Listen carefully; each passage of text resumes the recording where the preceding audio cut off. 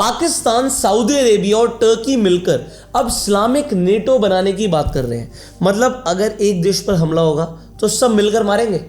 अब देखिए, और मुस्लिम कंट्रीज भी इस्लामिक नेटो का पार्ट बनना चाह रही है। अगर हम साउथ एशिया की ही बात करें तो मलेशिया, इंडोनेशिया भी अब एक मुस्लिम कंट्री है। अब अगर ये इस नेटो का पार्ट बनेंगे, और आप सोच रहे हैं यूएई भी एक मुस्लिम कंट्री है, वो भी इस्लामिक नेटो का पार्ट बनेगी? नहीं। यहां पर कहानी में एक ट्विस्ट आता है।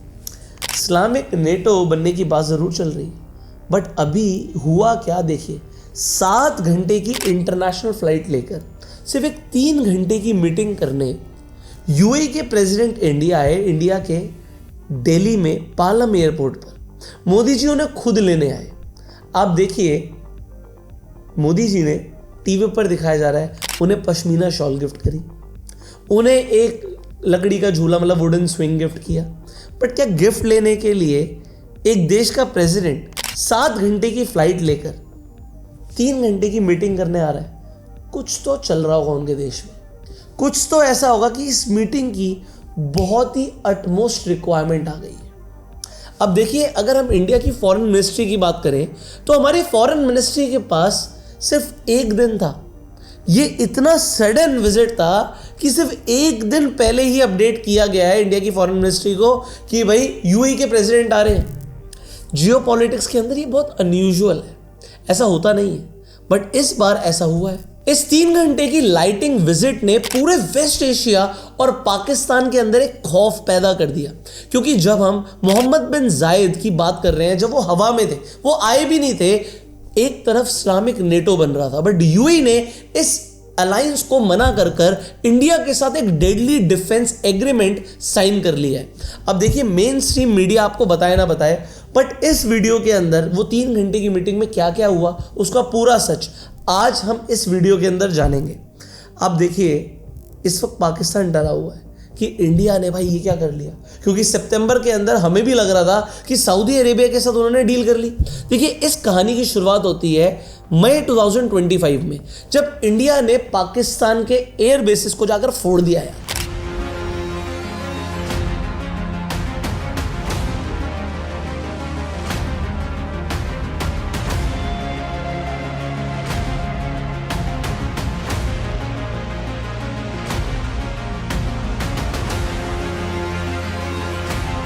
अब देखिए, ऑपरेशन सिंदूर के अंदर इंडिया ने जो वेपन्स यूज करे वो इतने सटीक थे कि उन्होंने पूरी दुनिया को हैरान कर दिया। यूएई भी हैरान हो गया, और इसी के बाद यूएई ने डिसीजन लिया कि भाई इंडिया के पास जो डिफेंस कैपेबिलिटीज हैं वो बहुत खतरनाक है। पहले यूएई पाकिस्तान के JF-17 फाइटर जेट्स को खरीदने की सोच रहा था, लेकिन ऑपरेशन सिंदूर के बाद यूएई ने पाकिस्तान का ये ऑफर कचरे में डाल दिया कि भाई अब हम इंडिया के साथ डील करेंगे, क्योंकि मोहम्मद बिन जायद ने कुछ दिन पहले पाकिस्तान के अंदर भी एक शॉर्ट विजिट करी थी। पर आपको पता, उस शॉर्ट विजिट में उन्होंने कोई डिफेंस एग्रीमेंट साइन नहीं किया, सिर्फ वहां पर जाके रेयर बर्ड्स मारे, शिकार किया और 1 बिलियन के शेयर्स खरीदे। इंडिया की जो ब्रह्मोस मिसाइल है, सुपरसोनिक क्रूज मिसाइल्स है, उनके ऊपर इस बार हमारे साथ नेगोशिएशंस करी और इंडिया के साथ ये डील साइन करी, क्योंकि यूएई को पाकिस्तान के खिलौने चाहिए ही नहीं, उन्हें चाहिए इंडिया का सॉलिड डिफेंस सिस्टम। अब बात करते हैं उस थ्रेट की जिसने यूएई को इंडिया की तरफ भागने पर मजबूर कर दिया। इसका नाम है मुस्लिम नेटो, यानी IMCTC। सितंबर 2025 में सऊदी अरेबिया और पाकिस्तान ने एक strategic mutual defence agreement SMDA sign किया।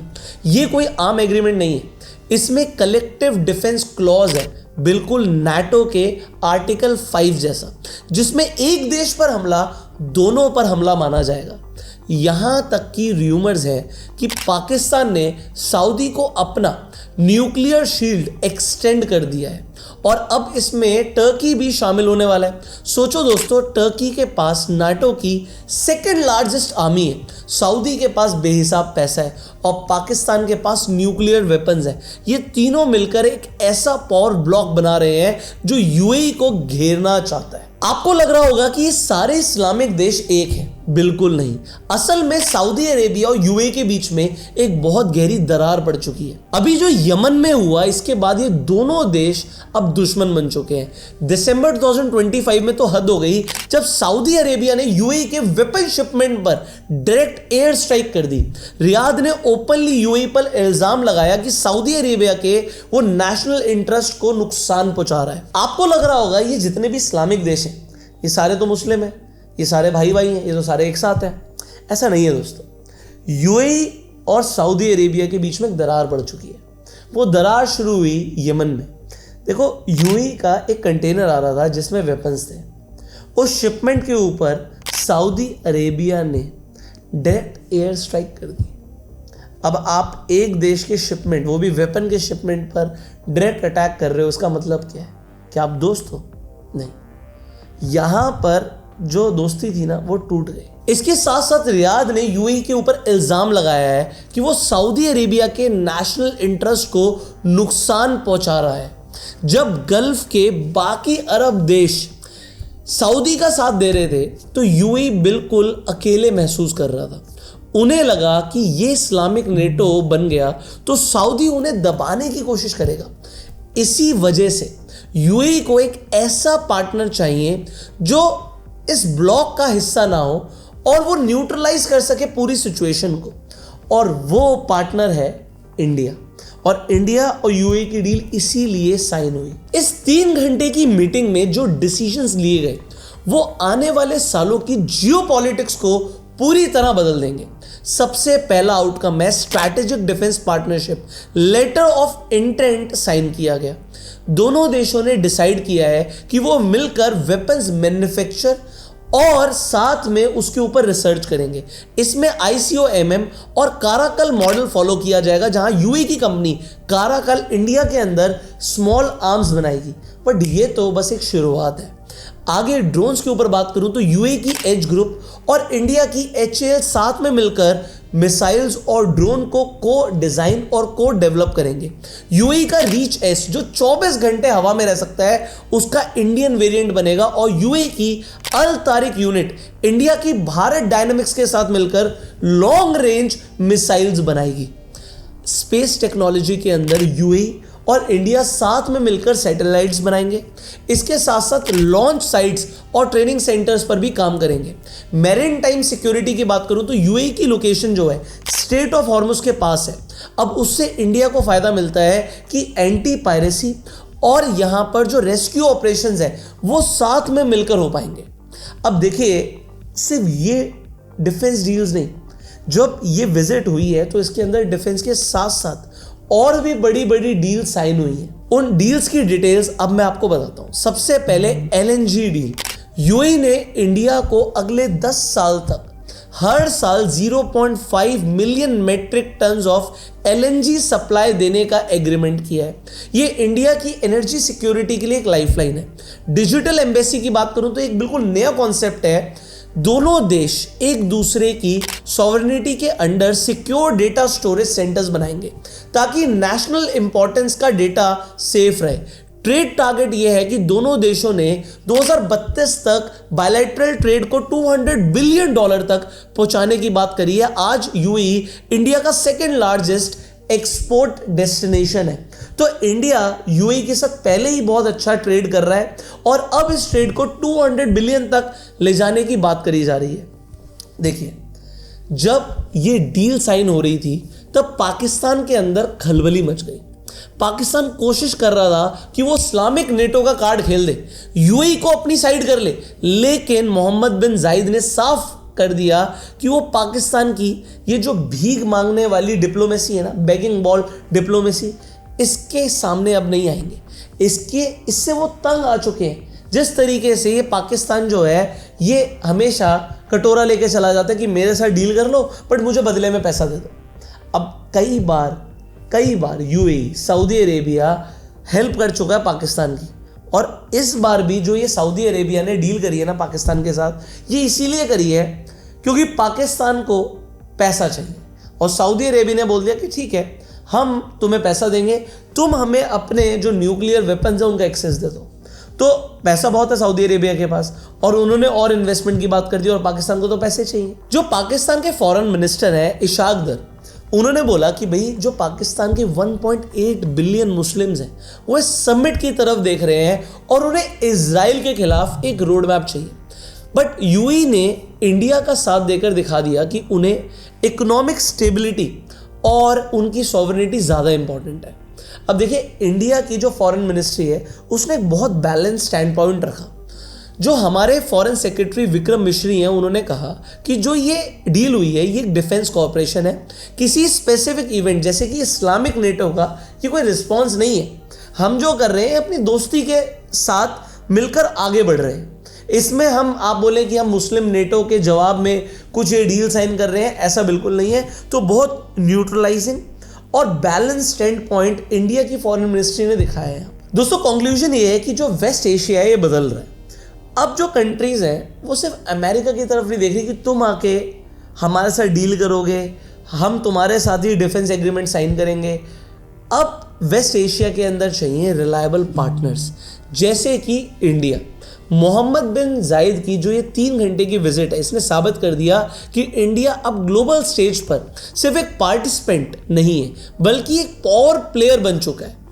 इस तरफ इस्लामिक नेटो बन रहा है जो शायद एग्रेसिव हो सकता है, लेकिन इंडिया और यूएई की ये जो पार्टनरशिप है ये स्टेबिलिटी की बात करती है। इसमें टेक्नोलॉजी है, पैसा है और सबसे बढ़कर है ट्रस्ट। आपको क्या लगता है, क्या इंडिया को यूएई का साथ देना चाहिए? और आपको क्या लग रहा है ये जो इस्लामिक नेटो है ये इंडिया के लिए कितना बुरा साबित हो सकता है? देखिए, इस्लामिक नेटो के अंदर मुझे लगता है आने वाले टाइम में और भी देश जुड़ेंगे, बट अब यूएई ने इंडिया के साथ डील करी है। जो यूएस है वो पूरी प्लानिंग में है कि वो ईरान पर अटैक करे। अब ईरान के ऊपर अटैक होगा तो इसे जितनी भी और गल्फ कंट्रीज हैं उन्होंने अपोज किया। उन्होंने बोला यूएस के लिए अच्छा नहीं होगा, बट आपको पता है यूएई ने इसके रिस्पॉन्स में कुछ नहीं बोला था। एक गल्फ के अंदर सिर्फ एक यूएई एक ऐसा देश था जिसने ईरान के ऊपर अटैक के ऊपर कोई टिप्पणी नहीं दी है। मुझे लगता है ये जो वर्ल्ड के अंदर टेंशन चल रही है और इस तरीके की जो ये डील साइन हो रही है, देखो ये ना कहीं एक वर्ल्ड वॉर की तरफ भी इशारा कर रही है। इंडिया पाकिस्तान की लड़ाई हुई तो एक तरफ पाकिस्तान के साथ सऊदी अरेबिया खड़ा होगा, हमारे साथ यूएई खड़ा हो जाएगा। अब देखना ये होगा कि रशिया इंडिया का साथ देगा। अब अगर इंडिया रशिया का साथ देता है तो यूएस किसका साथ देगा? चाइना हमारा दुश्मन पहले ही है। तो ये जो डील्स हो रही है, जिस तरीके की बातचीत हो रही है, ये मतलब वॉर के लिए प्रिपरेशन नहीं है तो क्या है? आप खुद सोचिए। आप कमेंट में बताइए कि आपको लगता है क्या वर्ल्ड वॉर 3 होगा, और होगा तो इंडिया के दुश्मन कौन कौन से देश होंगे, ये आप कमेंट करके बताइए। अब ये डील ओवरऑल हमारी इकोनॉमी के लिए, हमारी स्टेबिलिटी के लिए अच्छी है क्योंकि यूएई एक बहुत अच्छा ट्रेड पार्टनर और आप कह सकते हैं एक स्ट्रैटेजिक पार्टनर है।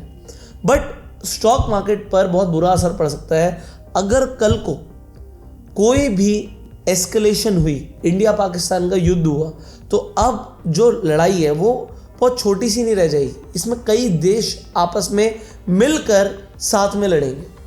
सो आप लोगों को थोड़ा सा प्रिकॉशन रखने की भी ज़रूरत है।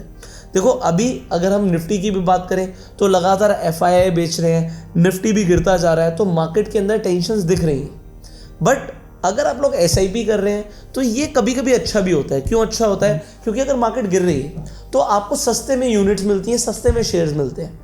तो आप लोग अपनी एसआईपी कंटिन्यू रखिए क्योंकि लॉन्ग टर्म के अंदर अगर हम पाकिस्तान की मार्केट की भी बात करते हैं, पाकिस्तान के हालात अच्छे नहीं है, बट अगर आप उनकी मार्केट देखेंगे तो बढ़ती जा रही है क्योंकि इन्फ्लेशन बहुत तेज़ी से बढ़ रहा है। पाकिस्तान की मार्केट ने एशिया के अंदर बहुत अच्छा परफॉर्म किया। अब स्टॉक मार्केट्स इन्फ्लेशन जैसी सिचुएशन के अंदर शेयर्स के दाम तो बढ़ते ही हैं। तो अगर आज आप सस्ते दामों पर शेयर्स खरीद रहे हैं तो ये आपको इन्फ्लेशन से भी बचा के रखता है। तो अगर आप लोग एसआईपी शुरू करना चाहते हैं तो जो स्क्रीन पर नंबर आ रहा है इस नंबर पर कॉल करके आप जानकारी ले सकते हैं। और अगर आप खुद से स्टॉक मार्केट में इन्वेस्टमेंट करना चाहते हैं तो फ्री डीमेट अकाउंट का लिंक आपको डिस्क्रिप्शन और पिन कमेंट में मिल जाएगा। आप लोग एसआईपी कर पाएंगे, स्टॉक्स खरीद पाएंगे, इनफैक्ट आप लोग खुद से ट्रेडिंग भी कर पाएंगे। और एक बार अगर आपका डीमेट अकाउंट खुल जाता है तो आप रेफर एंड अर्न करके भी पैसे कमा सकते हैं। सो आप अपना जाके यार डीमेट अकाउंट खोलिए, अपनी एसआईपी शुरू कीजिए और एसआईपी बंद मत कीजिएगा। लगता ज़रूर है कि टेंशन का माहौल है तो मैं यार अभी बाहर निकल जाता हूँ, बट आप उस पैसे का क्या करोगे? वो अपनी वैल्यू रेगुलरली लूज़ कर रहा है, तो उसे इन्वेस्ट कीजिए और पैसे को बढ़ाइए। आप इस वीडियो को शेयर कीजिए जिससे लोगों को समझ आए कि इस्लामिक नेटो के अंदर जो ये पाकिस्तान सऊदी अरेबिया की डील हुई है और टर्की भी इसका हिस्सा बनने जा रहा है, इसका क्या असर पड़ेगा, और इंडिया ने जो यूएई के साथ ये डील करी है इसके अंदर हमने डिटेल में डिस्कशन किया कि क्या क्या चीज़ों के ऊपर बात हुई है। तो लोगों को एक पूरी क्लैरिटी मिलेगी अगर आप इस वीडियो को शेयर करेंगे। Subscribe this channel, click on the bell icon अगर आप इस तरीके की और भी कोई वीडियो मिस नहीं करना चाहते। हम आपसे मिलेंगे अगली वीडियो में, तब तक के लिए you go self made and जय हिंद।